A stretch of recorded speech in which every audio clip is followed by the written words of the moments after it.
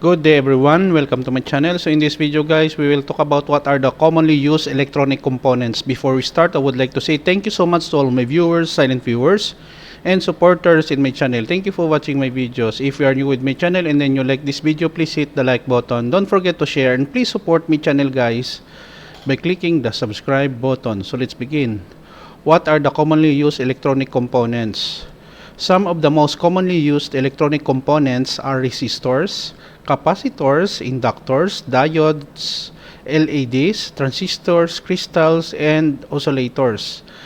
We have also here electromechanical components like relays and switches, ICs, and connectors. Okay guys, so this is the end of my short video on what are the commonly used electronic components that can be found in electronic devices and gadgets. Thank you so much guys for watching. If you like this video, please hit the like button. Don't forget to share and please support my channel guys if you are new by clicking the subscribe button. See you in the next video tutorial guys. This is your friend Jake saying bye bye for now.